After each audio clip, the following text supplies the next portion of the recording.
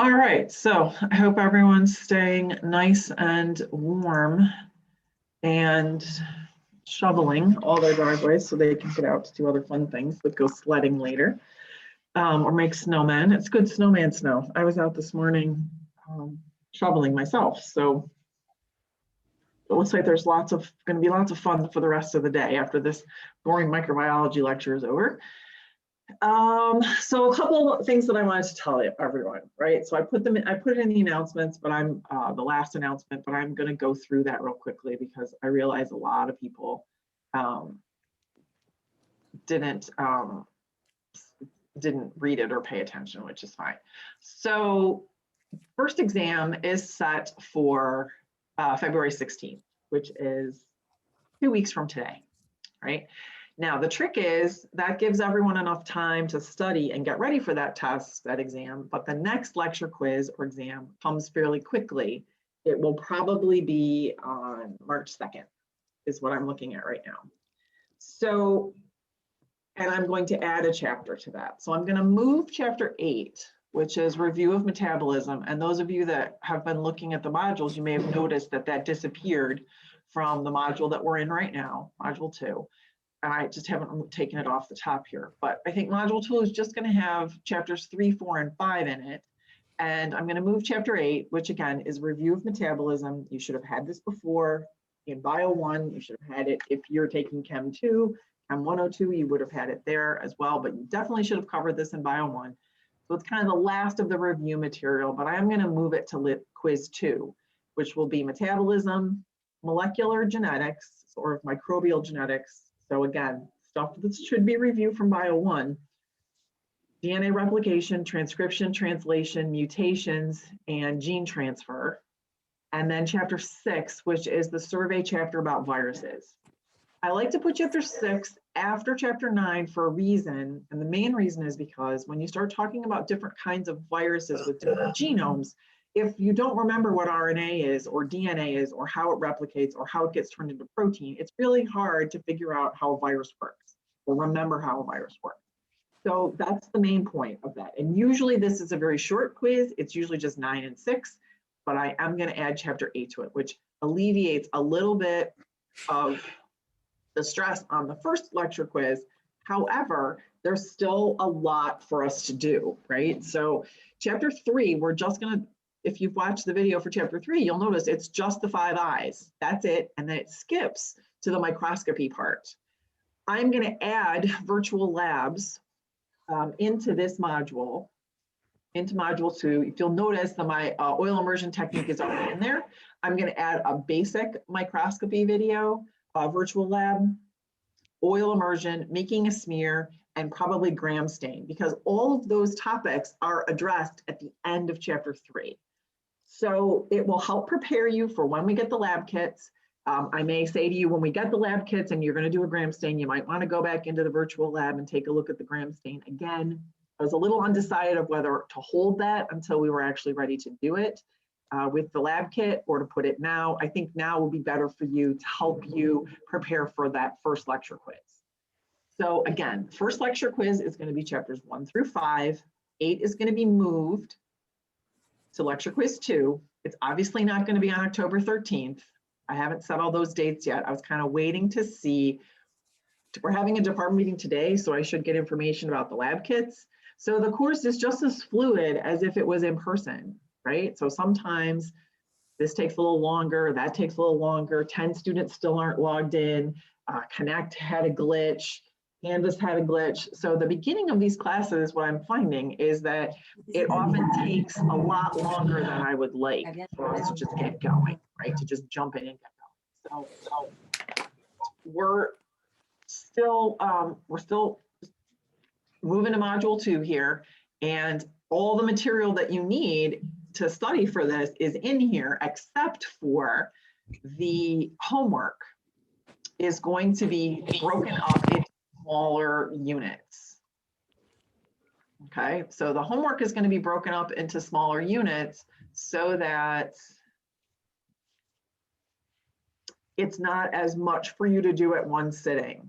These homeworks are actually from the fall, and they are way too long. So if you try to do them, you're going to get really frustrated because they are going to take you like an hour and a half. And I don't want to hear all your complaining about it, right? Basically. So I'm going to shorten those just like the chapter 3. I'm going to move them into maybe 3 separate little homeworks for you to do for chapters 4 and chapter 5. And I'm also going to be adding some virtual labs.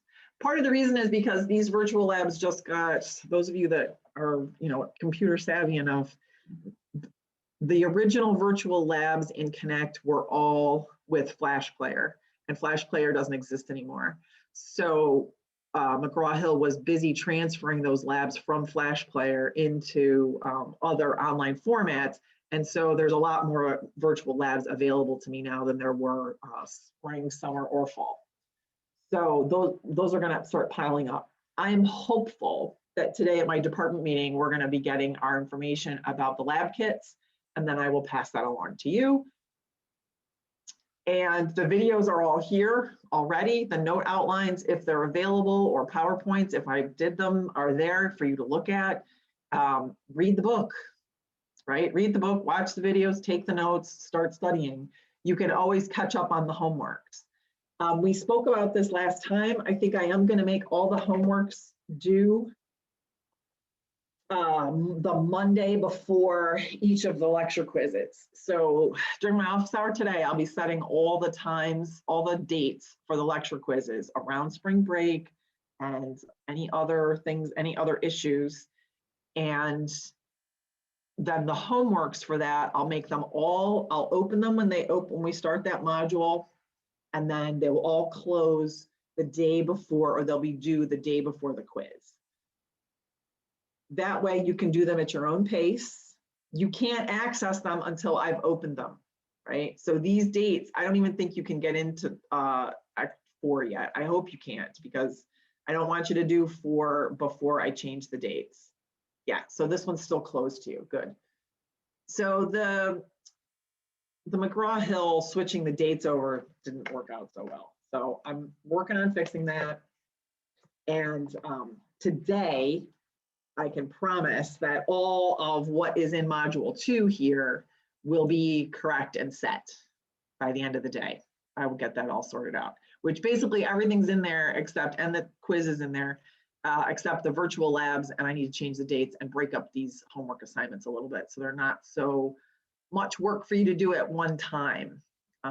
Students find that annoying, and I get it, so I'll fix those.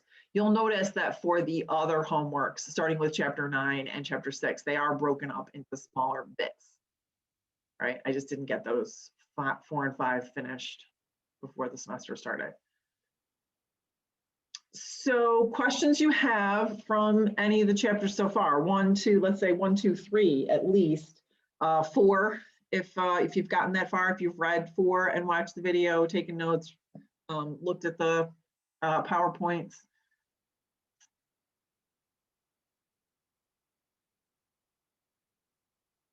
Yes, no, maybe so. So if you don't ask, I'm going to assume that you're good. Hi, right? Professor, it's Kanika. Hi. So I have a question in regard to, okay, so I am a pretty big reader. I've been reading the book. I've read chapter 1, chapter 2, a little bit of chapter 3, and it seems a little bit difficult for me to retain all the information. Like, besides reading it and going over it through the homework, would you suggest anything else for us to help, kind of? Yes, so watch the videos. Yeah. So watch all of those videos. They are full lectures. They are me going through step by step what you need to know for that chapter. Okay. Right? So all of these, for example, anything that's labeled video, that's a lecture. Okay. Right? So if you click on this, it's a box. I don't know if you guys have, explored a little bit. You can't damage anything on Canvas. So, go around and see what's there. I don't think it's going to let me do all of this at once. I think my computer is going to be like, no, you can't do that. Let me try. I might be able to do it from Pages. Can I kind of piggyback off Kanika's question?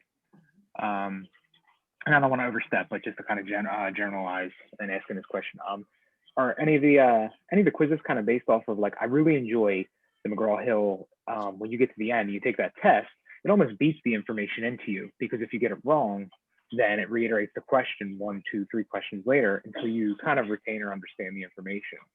So I wasn't sure if maybe that would be helpful, or is that something that's kind of based off of any of your tests? No. So that's to help you remember the information. The trick is McGraw-Hill may decide that what they think you should know is different than what I think you should know from this chapter. So yeah, it won't let me open these videos. I don't know why. I think it's because I've got too many things going. So that's why I pick as best I can, I pick the homeworks based on what I'm going to emphasize in the lectures and on the quiz. Right? Okay. So you have to watch the video, take notes, then do the homeworks, because those homeworks are going to be directed as best I can. I can't choose it question by question. McGraw-Hill doesn't allow that.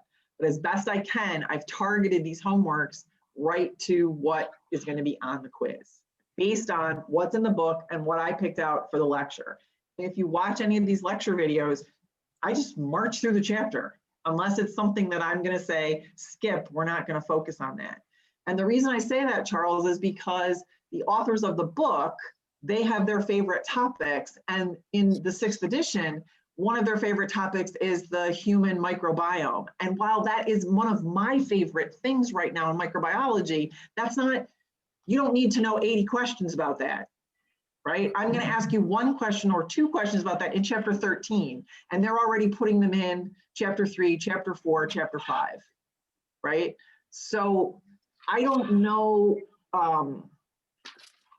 because I don't think I can do that. Let me, I don't think I can share all those things at once. But for example, I'm going to try this again. I'm going to give it a minute to see if I can't. I'll stop the sharing and see if I can do it without you. But yeah, unfortunately, it's just like a real class. You have to go and listen to the lectures, right? And so they're there, and they all last about an hour to an hour and 15 minutes. Okay. And then that's the material that's going to be on the quiz. End of story. I mean, that's why I made the videos, and that's why I uploaded them again for you. You have to go and watch them. And they're boring because the class is kind of boring. And there's parts of it that are really boring in person too. There are parts of it that are interesting, but there's parts that are just dry. You have to know this. Like I said, I don't know why I can't launch that as well. I don't know, that might be, my computer feels a little hot. It might be because my computer is just like, no, you can't do that too. Or it might be, oh, I know what it is. It's because I'm recording. How about where there's